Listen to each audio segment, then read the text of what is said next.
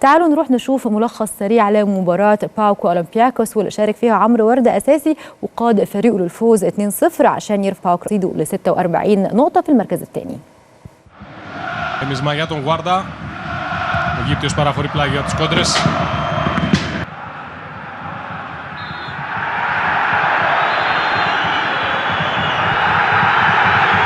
Νεύρα χωρίς λόγο τώρα. Από Γουάρντα και Ρωμαό.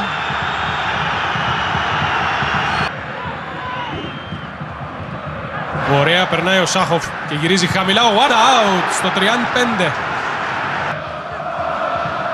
Ο Γουάρντα εκτέλεσε η κεφαλιά, ο Λεάλι 1-0, ο ΠΑΟΚ προηγείται. Από το rebound μετά την επέμβαση του Λεάλι, ο Σάκοφ είναι αυτός που ανοίγει το σκορ για το δυναμία των παικτών του Ολυμπιακού. Μακρύνουν και μετά την επέμβαση του Λεάλι, το rebound του. Μακριά ο Φιγκέιρας, αποδέκτης ο Τσίμιροτ. Με αλλαγή κατεύθυνσης και πολύ ωραία πάσα για τον Ενρίκε. Ο Κάμπος είναι αμαρκάριστος, ο Πρίγιοβιτς. 2-0, ο ΠΑΟΚ στο 60. Προηγείται του Ολυμπιακού με τον γκολ, με τη φανέλα του ΠΑΟΚ. Κάνει καταπληκτική ενέργεια εδώ ο Δικέφαλος με άμεση κίνηση, με κάθετη μεταβίβαση. Γουάρντα. Πέρασε πάρα πολύ ωραία από τον Φιγκέιρας, έκανε ωραίο σουτ. Βοκάρι.